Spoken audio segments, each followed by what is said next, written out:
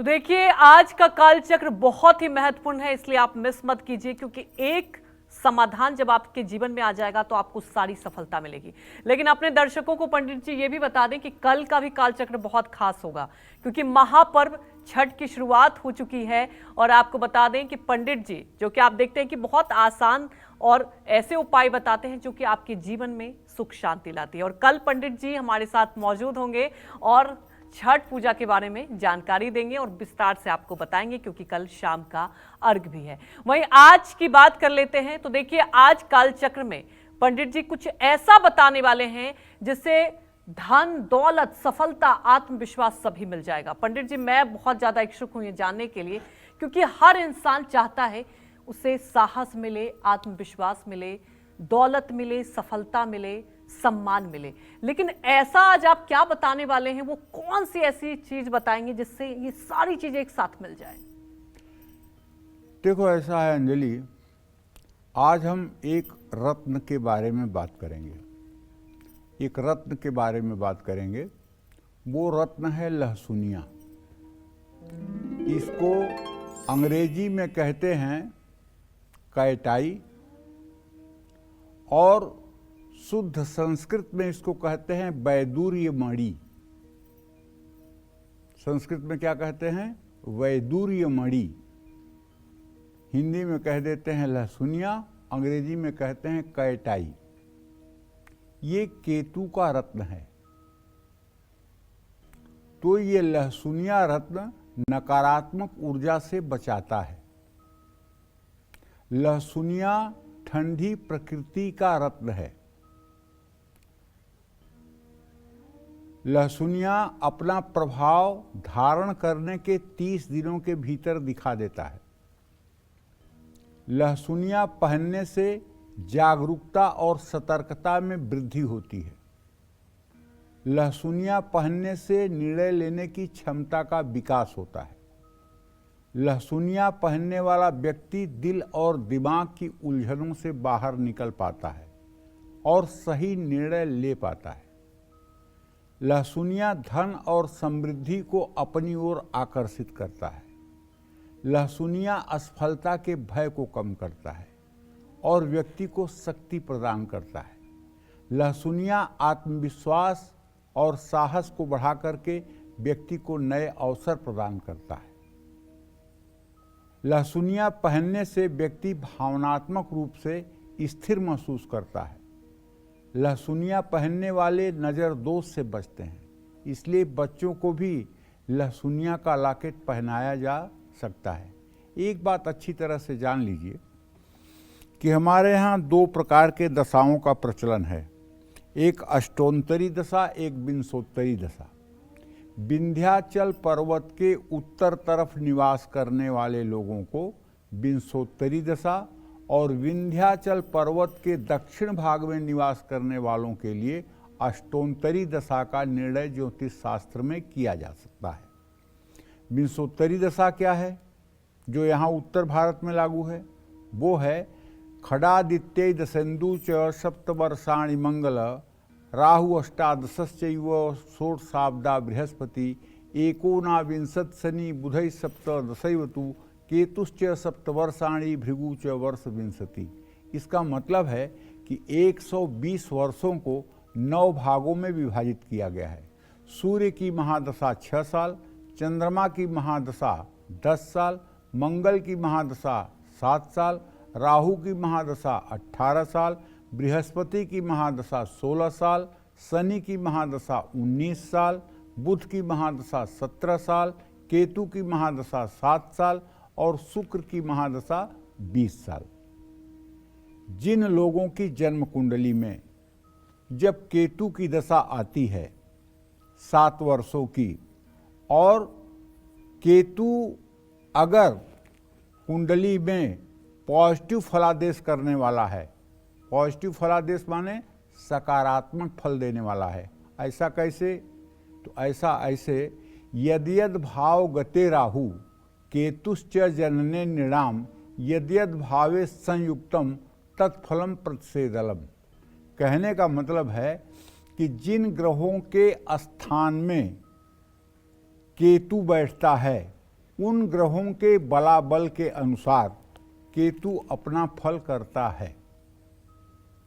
केतु की उच्च राशि जो है वो वृश्चिक राशि है और राहु की उच्च राशि वृषभ राशि है, लेकिन इसमें हमारे ग्रंथों में मतभेद है। जैसे लग्न चंद्रिका कहता है कि राहु मिथुन राशि में उच्च का होता है और केतु धनु राशि में नीच का होता है। अब आप कहेंगे कि इतना विभेद क्यों है, तो देखिए, हमने जो जीवन में अनुभव किया है, जन्म कुंडलियों को देख करके, लोगों के जीवन को समझ करके, लोगों की जीवनी को देख करके, तो मैं तो इस निष्कर्ष पे पहुंचा हूं कि सही बात यह है कि राहु को मिथुन राशि में ही उच्च का मानना चाहिए और केतु को धनु राशि में ही उच्च का मानना चाहिए, क्योंकि वृषभ राशि में राहु को उच्च मान करके फलादेश करने में विसंगति आती है। ऐसा मेरा अनुभव है।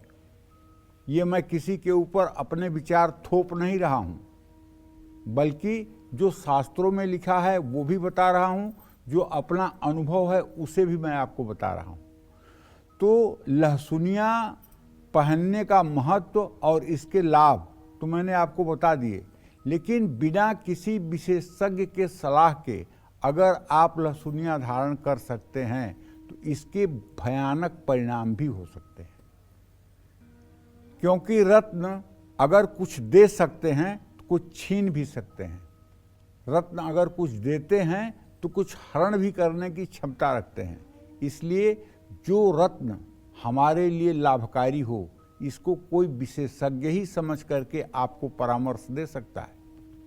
हल्की फुल्की जानकारी रखने वाले लोग, ज्योतिष को गंभीरता से न समझने वाले लोग, अनुभव का जिनके पास अकाल है, ऐसे लोग अगर लहसुनिया या नीलम प्रिस्क्राइब करते हैं पहनने के लिए, तो आपको सावधान होना चाहिए और 100 बार सोचना चाहिए। इसमें कोई दो राय नहीं है। लहसुनिया नहीं पहनेंगे तो भले चमत्कार नहीं होगा, लेकिन आपका विनाश नहीं होगा। लेकिन अगर केतु अशुभ है और आपने लहसुनिया पहन लिया तो महातांडव मच जाएगा जीवन में, इसमें कोई दो राय नहीं है। इसलिए किसी विशेषज्ञ की सलाह से ही ये लहसुनिया वैदुर्य मणि कैट आई जो कहते हैं, इसको धारण करना चाहिए। आगे इस विषय पर हमारी चर्चा जारी रहेगी। आप गंभीरता से सुनिएगा, समाधान भी मिलेगा। जय मां विंध्यवासिनी। पंडित जी, अक्सर देखा जाता है, मैं, हमारे दर्शक भी, इनफैक्ट मैंने भी बहुत बार देखा है कि ज्ञान का अभाव होता है, बहुत कुछ हम ऐसा धारण कर लेते हैं। हालांकि आपने लोगों को अवेयर भी किया कि देखिए, नहीं पहनना ठीक है, चमत्कार नहीं होगा लेकिन नुकसान नहीं होगा। पंडित जी, आपने इसके महत्व को बताया और खासतौर पर लहसुनिया रत्न पहनने के क्या लाभ होते हैं, लेकिन कई बार कुछ ऐसे लोग हैं जो विशेषज्ञ की राय नहीं लेते हैं। अगर ऐसा कर लेते हैं तो क्या नुकसान होगा और इसके महत्व को कैसे समझे कि विशेषज्ञ की राय से ही लहसुनिया पहनना चाहिए? देखो, ऐसा है, मैं बताऊं तुम्हें, एक घटना है। जब हमारी उम्र ज़्यादा से ज़्यादा उस समय 23-24 साल रही होगी जी, तो एक सराफा की दुकान थी भदोही में, गोपीगंज एक जगह है वहाँ पे जी, और एक बड़े माने जाने सर्राफ हैं राजा राम रमाकांत के नाम से। तो उनके यहाँ उनके एक परिचित जो है, बड़े प्रतिष्ठित घर के और मुसलमान थे। अच्छा, वो आए, बोले ये सब यार रतन उतन वाला मामला समझ में नहीं आता है, ये रतन क्या करता है, कुछ नहीं करता है। तो जो दुकान के मालिक थे उन्होंने कहा, नहीं, रतन का तो काम होता है, इसका प्रभाव पड़ता है। कहें मुझे कोई रतन दे करके आप कुछ दिखा दीजिए प्रभाव। अच्छा, कहें एक रतन तो मेरे पास ऐसा है जिसका 24 घंटे में आपको प्रभाव दिख जाएगा। कहें दिखाइए कौन सा रतन है। तो उन्होंने एक नीलम था, उसको दिखाया। तो उन्होंने कहा, अच्छा लो मैं पहन लेता हूँ, इसका कह दो मुझे 24 घंटे में कुछ दिखाया सर। और वो पहन करके मोटरसाइकिल से 10 मिनट बाद चले और वहाँ से 1 किलोमीटर पश्चिम में एक पावर हाउस है, वहीं पे उनका एक्सीडेंट हो गया। इधर वो आ गए हॉस्पिटल और उधर घर पे उनका मतलब कि उनकी पत्नी कुएं पे जल निकाल रही थी और कुएं की रस्सी टूट गई और उसको बचाने के चक्कर में वो कुएं में गिर गई। इधर हॉस्पिटल में अपने आए हैं, उधर घर से पत्नी आई है। तो सबसे पहले होश में आने पर उन्होंने क्या कहा कि ये रत्न निकाल लो। तो रत्न से खिलवाड़ नहीं किया जा सकता। मैं अपने सभी दर्शकों से यही जी, कहना बिल्कुल। चाहूँगा हाँ। कि आप ढिठाई मत करिए रत्न से। मैं बहुत आवश्यक होने पर रत्न लिखता हूँ। 4 बार लोग कहेंगे गुरुजी कोई रत्न लिख दीजिए, गुरुजी कोई रत्न लिख दीजिए, तो 4 बार कहने के बाद सोचता हूँ कि कौन सा रत्न, क्योंकि देखिए भाई, मनुष्य कोई कबूतर नहीं है, कोई चूहा नहीं है कि उसके ऊपर हम एक्सपेरिमेंट करेंगे और वो फिर मर गया तो कोई बात नहीं। जैसे क्या होता है, दवाइयाँ बनती हैं तो पहले उसका चूहे पर एक्सपेरिमेंट होता है, छोटे छोटे जीव जंतुओं पर एक्सपीरियंस होता है, फिर वो मनुष्य के लिए दी जाती हैं। तो मनुष्य कोई चूहा तो नहीं है, कोई कबूतर तो नहीं है कि उसके ऊपर हम एक्सपीरियंस करें। अच्छा, दूसरी बात, कुंडली भी एक नहीं होती है, कुंडली 2 होती है। एक लग्न कुंडली होती है, एक चंद्र कुंडली होती है। मैं 90% ऐसे लोगों को जानता हूं जिन्हें अभी ये विवेक करने की क्षमता नहीं है कि किस व्यक्ति की लग्न कुंडली प्रभावी है, किस व्यक्ति की चंद्र कुंडली प्रभावी है। ज्ञान ही नहीं है इस विषय का निर्णय करने की कि किसकी लग्न कुंडली प्रभावी है, किसकी चंद्र कुंडली प्रभावी है। लग्न कुंडली से जो रत्न पहनाया जा सकता है वो चंद्र कुंडली से नुकसानदेह भी हो सकता है, और चंद्र कुंडली से जो रत्न पहनाया जा सकता है वो लग्न कुंडली से नुकसानदेह हो सकता है। तो इसके लिए सम्यक ज्ञान और सुलझा हुआ व्यक्तित्व और अनुभवी व्यक्ति ही अच्छे रत्न आपको धारण करा सकता है। रत्नों का नाम तो सब जानते हैं, और लोग दूसरों को इसलिए लिख देते हैं कि रत्न फायदा करे या नुकसान करे, सामने वाले का नुकसान होगा, मेरा क्या नुकसान होगा। और अक्सर लोग तो रत्न बताने वाले रत्न बेच भी देते हैं। हमारे पिताजी कहते थे कि अगर कोई ज्योतिषी रत्न बेचे या जंतर मंतर बेचे और उसका पैसा ले तो निश्चित रूप से अगले जन्म में अजगर होता है। इसलिए ज्योतिषी को सिर्फ और सिर्फ प्रभु को साक्षी मानकर अपनी दक्षिणा स्वीकार करनी चाहिए। दक्षिणा में आप 1 लाख ले लीजिए, अगर आपकी दक्षिणा बनती है आप 1 लाख ले लीजिए, वो आपके लिए दोषी नहीं है, लेकिन बता के लीजिए कि मेरी ये दक्षिणा है। लेकिन 10 रुपया भी अगर किसी दूसरे प्रकार से आप ले रहे हैं तो आप अजगर बनने के लिए तैयार रहिए। ये बात मिथ्या नहीं होगी, क्योंकि जो आपको पैसा दे रहा है वो समझ के दे रहा है कि मैं किस चीज का पैसा दे रहा हूं। तो देखिए, बिना किसी से सलाह लिए और बिना किसी विशिष्ट व्यक्ति से सलाह लिए अगर आप लहसुनिया धार कर लेते हैं तो इसका नुकसान भी हो सकता है। ये रत्न आपके लिए अगर अशुभ है तो जीवन पर इसके काफी नकारात्मक प्रभाव पड़ सकते हैं। लहसुनिया पहनने से दुर्घटनाएं बढ़ जाती हैं, किसी रोग या बीमारी के कारण शारीरिक कष्ट हो सकता है, मानसिक तनाव हो सकता है, कमजोरी हो सकती है, डिप्रेशन की समस्या हो सकती है। और मैं यहाँ तक बताऊं कि लहसुनिया कैट आई पहनने वालों को ब्रेन हेमरेज हो जाता है, अचानक ब्रेन हेमरेज हो जाता है, नसें फट जाती हैं दिमाग की और व्यक्ति कोमा में चला जाता है और फिर उसका निकलना भारी होता है। भाई मैं तो सच बात बताऊं, अगर 500 लोगों को देखता हूं तो उसमें 1 लोगों को ही लहसुनिया बता पाता हूं, इससे ज़्यादा लोगों को बताने की मेरी हिम्मत नहीं होती है। मुझे लगता है कि लहसुनिया फ़ायदा करेगा, लेकिन अगर 1% भी हमारे मन में ये बात है कि नहीं हो सकता है ये नुकसान कर दे, तो मैं नहीं लिखता हूं। आदमी कहता रहे लेकिन मैं नहीं लिखता हूं, क्योंकि फ़ायदा न किया तो कोई बात नहीं, लेकिन अगर नुकसान कर दिया तो उसकी भरपाई कौन करेगा? प्रभु के यहाँ दोषी हम होंगे। अगर कोई व्यक्ति जिसे लहसुनिया सूट नहीं करता है और उसने लहसुनिया धारण कर लिया है तो एक तो उसका स्वभाव उग्र हो जाता है, क्योंकि तमोवत केतुयम फलम, केतु जो है वो मंगल की तरफ फल देता है। वो व्यक्ति हिंसक हो सकता है, हिंसा कर सकता है। लहसुनिया अगर आपने धारण कर लिया है और नौकरी करते हैं तो आप ऐसी उद्दंडता करेंगे कि आपके नौकरी पे संकट आ जाएगा, पैसे के लिए मुहताज होना पड़ेगा। वैवाहिक जीवन में भी कलेश की स्थिति लहसुनिया के कारण होती है। तो कहने का मतलब यह है कि लहसुनिया को देखिए वैदुर्य मणि कहते हैं। जब ये शुभ प्रभाव में होगा और ये ऐसे ग्रह के स्थान में होगा जो ग्रह बलवान और आपके लिए सबल होगा, तो लहसुनिया आपके लिए शुभकारी होगा। लहसुनिया भी कई प्रकार के आते हैं। एक लहसुनिया तो 10-20-100 रुपये रत्ती का आता है, लेकिन एक लहसुनिया होता है कनक खेत लहसुनिया, उसका नाम है कनक खेत लहसुनिया। उसको आप देखेंगे ना तो उसमें जरा सा उसको आप घुमाएंगे तो बिल्ली की आंख की तरफ पूरा मतलब कि आंख पलटती हुई नजर आएगी। बड़ा सुंदर रत्न होता है और काफी महंगा होता है, और इसका प्रभाव भी अति शीघ्र व्यक्ति के ऊपर पड़ता है। लेकिन लहसुनिया का प्रभाव जब आपके लिए शुभकारी हो तभी आपको लहसुनिया धारण करना चाहिए, वरना लहसुनिया, नीलम, ये दो ऐसे रत्न हैं जिन्हें बिना किसी विशेषज्ञ के परामर्श के नहीं धारण करना चाहिए।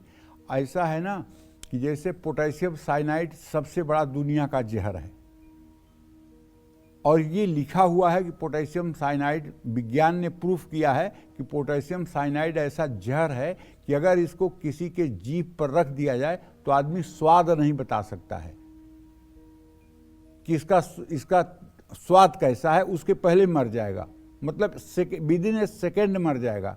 तो क्या अब जरूरी है कि हम साइनाइड को चख करके जाने कि ये मारेगा? हमें उन बातों को मान लेना चाहिए, उन रिसर्च को मान लेना चाहिए कि हाँ भाई ये सबसे बड़ा जहर है, और उससे हमें दूरी बना के रखना चाहिए। अगर हमें पता है कि लहसुनिया और नीलम ये दोनों भयंकर परिणाम भी देते हैं, अगर ये राजा बनाते हैं तो ये रंक बनाने की भी हिम्मत रखते हैं, तो जरा इसके प्रति हमें क्या सावधानी नहीं बरतनी चाहिए? बरतनी चाहिए ना। और कुछ लोगों को देखता हूं कि चारों उंगलियों में रतन भर लेते हैं, फकीरी रतन चारों उंगलियों में, एक में कुछ, एक में कुछ, एक में कुछ, एक में कुछ, सब उंगलियों में रतन भरे हुए। क्या है भैया ये? इससे आप चक्रवर्ती सम्राट बन जाएंगे? इससे आप बड़े विद्वान बन जाएंगे? इससे आपकी ऊर्जा बदल जाएगी? अरे यार, अंतःकरण का जब परिवर्तन होगा ना तब आपके जीवन में परिवर्तन होगा। बाह्य परिवर्तन से कुछ होने जाने वाला नहीं है। इसलिए कब और किस परिस्थिति में लहसुनिया धारण करना चाहिए ये आपको बस थोड़ी देर में मैं बताऊंगा, लेकिन ध्यानपूर्वक सुनिएगा। जय मां विंध्यवासिनी। आज कालचक्र में पंडित जी आपको लहसुनिया रत्न के चमत्कार और उससे जुड़ी हर वो जानकारी दे रहे हैं जो आपके लिए जानना बेहद महत्वपूर्ण है, क्योंकि गलत और बिना सावधानी के धारण किया गया रत्न आपकी जिंदगी को मुश्किलों से भर सकता है। चलिए अपनी चर्चा को आगे बढ़ाते हैं और पंडित जी से ही जानते हैं कब और किस परिस्थिति में लहसुनिया रत्न को धारण करना चाहिए। पंडित जी, आपने महत्व भी बताया और आपने ये भी बताया कि विशेषज्ञ का जानना, कई बार विशेषज्ञ भी गलत जानकारी देते हैं। मैंने कई बार अपने आसपास लोगों को ये महसूस भी किया है, गलत जानकारी मिल जाता है और वो भुगतते हैं। तो पंडित जी, जरा विस्तार से हमारे दर्शकों को आप बताएं कि महत्व के साथ साथ कब और कैसे धारण करना चाहिए। देखो, अगर आपके व्यवसाय में, आपके नौकरी में, आपके कारोबार में बार बार रुकावट आ रही है, या आपके बाएं पैर में चोट लग रही है, या छोटी मोटी दुर्घटनाएं हो रही हैं, तरक्की के सभी दरवाजे बंद हो रहे हैं, तो निश्चित रूप से केतु अशुभ प्रभाव दे रहा है। अगर बाएं अंग को प्रभावित कर रहा है तो केतु अशुभ प्रभाव दे रहा है। अगर आपके ब्रेन में ट्यूमर हो गया है, ब्रेन की सर्जरी होने के लिए डॉक्टरों ने बोल दिया है, तो पक्का है कि केतु आपके लग्न में होगा। ऐसे में केतु का रत्न लहसुनिया न पहन करके केतु के मंत्र का 75,000 जप करवाना चाहिए। जिन लोगों की कुंडली में केतु केंद्र त्रिकोण में हो, केंद्र का मतलब पहला, चौथा, 7वां और 10वां स्थान, त्रिकोण का मतलब 5वां और 9वां स्थान, और केतु पहले, दूसरे, चौथे, पांचवें, सातवें, नौवें या 10वें भाव में हो तो लहसुनिया धारण करने से लाभ मिल सकता है। लेकिन चंद्रमा से भी केतु को देखिए कि चंद्रमा से केतु कौन से स्थान में है। अगर चंद्रमा से केतु छठा, 8वां, 12वां है तो भूल करके लहसुनिया का ल भी मत कहिए किसी के लिए, नहीं तो वो भयंकर नुकसान करेगा। सारी चीजों का जब तक सम्यक समावेश नहीं होगा, जब तक आप किसी चीज को सम्यक तरीके से नहीं देखेंगे, एक दृष्टि से देखेंगे, तो ज्योतिष के साथ अन्याय होगा।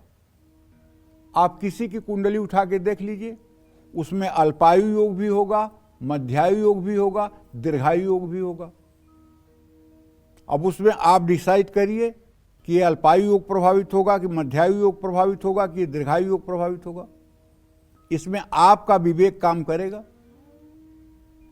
और अगर आपका विवेक यही है कि अल्पायु योग है तो आप हंसी के पात्र हो जाएंगे, मध्यायु योग है तो हंसी के पात्र हो जाएंगे, पूर्णायु योग है तो हंसी के पात्र हो जाएंगे। इसको पूरे लगन के साथ आप डिसाइड करिए कि इसमें कौन सा फैक्टर मजबूत है। क्या बृहस्पति की लग्न पर दृष्टि है? क्या बृहस्पति लग्न में विद्यमान है? क्या बृहस्पति लग्नेश को देखता है? अगर हाँ तो चाहे जैसी कुंडली है वो दीर्घायु होगा। क्या लग्नेश लग्न को देख रहा है? क्या लग्नेश शुभ ग्रहों के साथ है? तो हाँ वो दीर्घायु होगा। और यदि लग्नेश पर पापक ग्रहों की दृष्टि है, लग्न पर पापक ग्रहों की दृष्टि है, लग्नेश पीड़ित है, अष्टम भाव का स्वामी पापस्थान में बैठा हुआ है, तो अल्पायु है। तो कहने का मतलब जब तक किसी चीज को आप सम्यक तरीके से समझ ना लें, तब तक उस पर कोई रत्न बताना और किसी तरह का निर्णय लेना, ये सामने वाले के लिए कम से कम न्याय नहीं है। जिन लोगों की कुंडली में किसी भाव में मंगल, बृहस्पति या शुक्र के साथ युति बना रहा हो, ऐसे लोगों को लहसुनिया धारण करना चाहिए। जिन लोगों की कुंडली में केतु अशुभ है और केतु की महादशा चल रही है, ऐसे लोगों को लहसुनिया धारण करने से लाभ तो मिलता है, लेकिन उतने समय तक जितने समय तक केतु की स्थिति है। जो लोग गुप्त रोग या नेत्र रोग से परेशान हैं, उनको लहसुनिया धारण करना चाहिए। जिन लोगों का अध्यात्म में मन नहीं लगता है, उनको केतु का रत्न धारण करना चाहिए। केतु की खासियत आपको बता दें, केतु अगर 12वें भाव में किसी की कुंडली में हो तो ऐसे व्यक्ति को मोक्ष की प्राप्ति होती है और ऐसा व्यक्ति शिव पार्वती का उपासक होता है। और केतु अगर किसी की कुंडली में कारकान से 5वें व 9वें भाव में बैठा हो और उस पर बृहस्पति की दृष्टि हो तो ऐसा व्यक्ति बहुत बड़ा ज्योतिषी होता है। कारकान से स्थिते केतौ 9वें वापि 5वें गणितज्ञो भवेत नूनः ज्योतिष शास्त्र विशारदः। ये बृहत पाराशर होरा शास्त्र का कारकांश प्रकरण का 103वां श्लोक है। कारकान से स्थितौ केतौ 9वें वापि 5वें गणितज्ञो भवेत नूनः ज्योतिष शास्त्र विशारदः। ज्योतिषी कोई पढ़ करके नहीं बन सकता है, ये मेरा पूर्ण रूपेण चैलेंज है। ज्योतिषी बाई बर्थ पैदा होता है, ज्योतिषी बाई बर्थ पैदा होता है, भविष्यवक्ता बाई बर्थ होता है। उसकी कुंडली में जब योग होते हैं तभी उसकी वाणी सफल होती है और तभी उसके उपाय दूसरों के लिए हितकारी होते हैं। पुस्तकों का ज्ञान करके आप ज्योतिष की विधा को समझ सकते हैं, लेकिन आपकी भविष्यवाणी भी सही होगी, ये बिल्कुल असंभव है। ये ज्ञान का विषय नहीं है, ये इष्ट कृपा का विषय है। जिसके साथ इष्ट की कृपा होगी, जिसके साथ इष्ट का वरदान होगा और जो उसी योग में पैदा होगा जिस योग में भविष्यवक्ता पैदा होते हैं, उसी की बात सफल और सार्थक होगी। वृषभ, मिथुन, कन्या, तुला, मकर और कुंभ लग्न वाले लहसुनिया धारण कर सकते हैं। कारोबार में बहुत मेहनत के बाद भी अगर फायदा नहीं हो रहा है तो सलाह लेकर के लहसुनिया धारण करें। जिन लोगों को शेयर बाजार में बहुत घाटा हुआ है, ऐसे लोगों को भी लहसुनिया धारण कर लेना चाहिए। जो लोग जोखिम भरे क्षेत्रों में पैसे कमाते हैं, उनको भी लहसुनिया धारण करने से लाभ मिलता है। दिया हुआ उधार पैसा फंस गया है तो लहसुनिया धारण करने से लाभ मिलेगा। तो किन राशि वालों को लहसुनिया धारण नहीं करना चाहिए? क्या गर्भवती महिलाएं या कमजोर हृदय वाले लोग लहसुनिया धारण कर सकते हैं? क्या किसी दूसरे रत्न के साथ लहसुनिया पहना जा सकता है? ये सब महत्वपूर्ण जानकारियां हैं और ये सब मैं आपको बताऊंगा बस थोड़ी देर में। जय मां विंध्यवासिनी। तो लहसुनिया किन लोगों के लिए शुभकारी साबित होगा, ये तो आपको पंडित जी ने बता ही दिया, लेकिन किन लोगों को भूलकर भी लहसुनिया धारण नहीं करना चाहिए और ऐसे कौन से रत्न हैं जिनके साथ लहसुनिया पहनने से सिर्फ और सिर्फ नुकसान ही होता है, ये भी हम जानते हैं पंडित जी से। पंडित जी, आपने जिक्र कर ही रहे थे कि कई लोग देखते, मैं भी देखती हूँ 5-6 रत्न धारण किए होते हैं। अब मुझे नहीं पता कहाँ से जानकारी आती है, तो क्या एक साथ बहुत रत्न धारण करने का नुकसान होता है? और जैसा कि लहसुनिया की बात की आपने कि ये बहुत लाभ भी पहुंचाएगा, तो लहसुनिया अगर धारण करते हैं तो कौन से रत्न साथ में धारण करने चाहिए और कौन से नहीं? देखो, ऐसा है ना कि जो लोग बहुत रत्न धारण करते हैं और परस्पर विरोधी ग्रहों के रत्न धारण करते हैं, उनका तो पतन सुनिश्चित है। और जो लोग सभी उंगलियों में रत्न पहने होते हैं ना, उनको हमने या तो भीख मांगते हुए देखा है, या बैल लेकर घूमते हुए देखा है, या लोगों को नजर का झाड़ा लगाते हुए देखा है, और हर उंगली में उनकी अंगूठी होती है। तो मैं ये कहना चाहूँगा, मेष, सिंह, धनु और मीन राशि वालों को लहसुनिया भूल करके भी नहीं धारण करना चाहिए। गर्भवती महिलाओं को, कमजोर हृदय और मस्तिष्क वाले लोगों को भी लहसुनिया नहीं धारण करना चाहिए। कुंडली में केतु दूसरे, 7वें, 8वें या 12वें भाव में हो तो लहसुनिया भूल करके भी धारण न करें। लहसुनिया को किसी भी दूसरे रत्न के साथ धारण न करें। लहसुनिया को भूल करके भी पुखराज, माणिक्य, हीरा और मोती के साथ धारण करने से नकारात्मक प्रभाव मिलते हैं, सोच समझ लीजिएगा। हाँ, दोष युक्त लहसुनिया पहनना कितना खतरनाक हो सकता है, इसके दुष्प्रभाव क्या हो सकते हैं, दोषयुक्त लहसुनिया को कैसे आप पहचान सकते हैं, ये सब भी मैं जानकारी आपको अभी दूंगा, बस थोड़ी देर में। जय मां विंध्यवासिनी। पंडित जी, कई बार मैंने भी देखा है और बहुत बार अनुभव किया है, हम लोग चर्चा कर ही रहे हैं रत्न को लेकर, बहुत जल्दबाजी रहती है, लोगों को ज्ञान का अभाव रहता है, और आप कई बार अवेयर कर रहे हैं। आपने एक एग्जाम्पल भी दिया कि जी कई बार क्या होता है, हम लोग तेवर दिखाने में कि अच्छा देखते हैं क्या हो जाता है, उसका कितना दुष्प्रभाव होगा। लहसुनिया जो कि आपने बोला इतना लाभ देगा जिसके कुंडली में, और खास तौर पर अगर दोष मुक्त की बात की जाए तो कैसे समझे इसको और किस लोगों को ऐसे में धारण करना चाहिए? देखो, ऐसा है, सही बात तो ये है, कुल मिलाकर के एक लाइन में सारांश कहूंगा। अनुभवी बुद्धिमान व्यक्ति के परामर्श के बिना लहसुनिया का ल भी नहीं कहना चाहिए, पहनना तो बड़ी बात है। जिस लहसुनिया में चमक ना हो उसे धारण करने से धन का नाश होता है। लहसुनिया में अगर कोई छेद दिखाई दे रहा है या वो हल्का सा क्रैक है, खंडित है, तो उसको पहनने से तत्काल विरोधियों की संख्या बढ़ जाती है। लहसुनिया में 4 या 4 से ज़्यादा धारियां अगर हैं तो वो हानिकारक होती हैं। लहसुनिया में सफ़ेद दाग हो तो मृत्यु तुल्य कष्ट मिल सकता है, पत्नी पर भी संकट आ सकता है। लहसुनिया में शहद के समान छींटे हों तो कारोबार में नुकसान हो सकता है। लहसुनिया में धब्बा हो तो रोग बढ़ते हैं। इसीलिए मैं कह रहा हूँ, अगर आपको लहसुनिया सूट करता है और किसी विशेषज्ञ ने परामर्श दिया है, लेकिन अगर वो विशेषज्ञ खुद लहसुनिया बेच रहा है, तब आप मत मानिएगा कि लहसुनिया आपको फायदा कर रहा है। दुकान पर जाकर अगर आपको लहसुनिया खरीदने का अवसर मिल रहा है तो आप मान लीजिएगा कि लहसुनिया फायदा करेगा। और अगर वही कह रहा है कि नहीं लहसुनिया मैं दे दूंगा आपको, तो आप मान लीजिएगा कि लहसुनिया कहीं न कहीं से आपके लिए फायदेमंद नहीं है, आपका ग्रह नहीं उतरेगा, उसका ग्रह जरूर उतर जाएगा। तो लहसुनिया, कैट आई लहसुनिया, कैटाई को लहसुनिया कहते हैं। इसमें कनक खेत एक लहसुनिया आती है। कनक खेत लहसुनिया बहुत मनोहर होती है। इसको देख करके ही मन में प्रसन्नता आती है।